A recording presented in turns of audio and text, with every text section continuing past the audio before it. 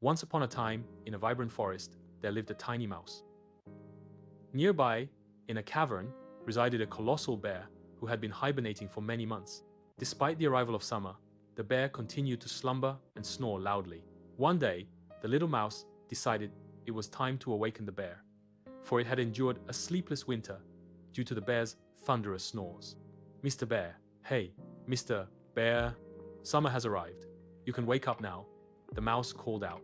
However, the bear remained undisturbed. Determined to rouse the bear, the mouse returned with a bugle and blew it vigorously, but the bear's slumber persisted. As the mouse wandered through the forest, unable to sleep due to the bear's snoring, it encountered several animal friends. "What's wrong, little mouse? Why do you look so sad?" inquired a fellow animal. "Oh, don't ask, my friends. All winter, I couldn't sleep because of the bear's snoring, and still, he won't wake up," lamented the mouse. Perhaps the lion can help you," suggested another. "Why would I go to the lion?" questioned the mouse, somewhat apprehensive.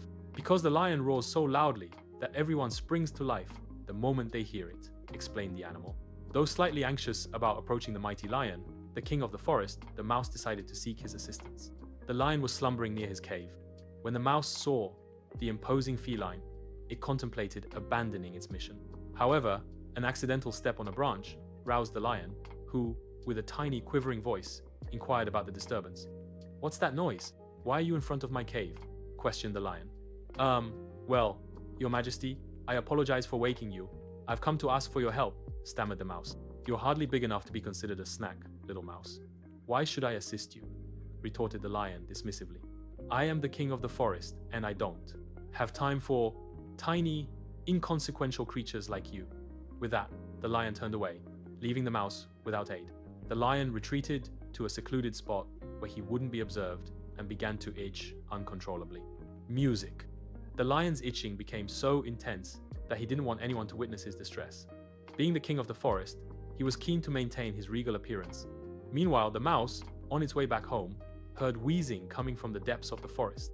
It followed the sound and discovered the lion. The lion was incessantly scratching and seemed rather undignified in the process. The mouse approached the lion, and although the lion had been rude earlier, the mouse bravely leaped onto the lion's back. Music. "What are you doing? Get off me," protested the lion. Undeterred, the mouse began to navigate the lion's thick fur, plucking away the fleas infesting it. This, however, exacerbated the lion's condition, causing him to scratch himself fervently. The lion was in agony and leaned against a tree, rubbing his body left and right. The mouse persisted, attempting to alleviate the lion's discomfort. The mouse approached the lion, and although the lion had been rude earlier, the mouse bravely leaped onto the lion's back. "Music! What are you doing? Get off me," protested the lion. Undeterred, the mouse began to navigate the lion's thick fur, plucking away the fleas infesting it.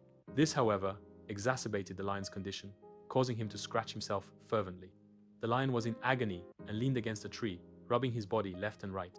The mouse persisted, attempting to alleviate the lion's discomfort. "I've nearly cleared away the last of the fleas, Mr. Lion.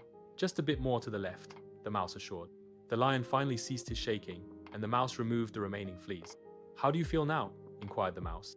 "It's as if my itching has disappeared, thanks to you ridding me of those pesky fleas," replied the lion, feeling humbled. The lion felt a deep sense of gratitude towards the mouse, realizing that despite the mouse's small size, it had gone to great lengths to help the lion in a dire situation. "Thank you," said the lion sincerely. "You're welcome, Mr. Lion," responded the mouse. With the ordeal behind them, the two unlikely friends decided to return home. The lion offered the mouse a ride on his back, and together they made their way back to the mouse's dwelling. Upon their arrival, they heard loud snores emanating from the big bear's cave.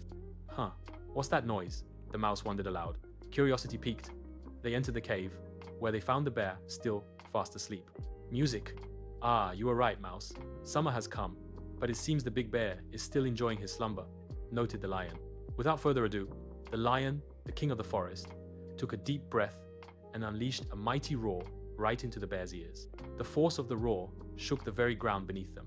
Thanks to this powerful roar, the bear awoke from its hibernation, and in a startled frenzy, it scampered out of the cave. "Music! What happened? Is something wrong?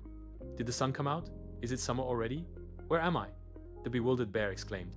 The forest animals chuckled at the bear's groggy antics, and the little mouse couldn't help but feel content that the snoring had finally ceased. Music, applause. And so, In this forest tale, an unexpected friendship had blossomed. The lion, once aloof and proud, had been humbled by the kindness of a small but determined mouse. The lesson was clear: kindness and empathy can bridge even the most substantial gaps.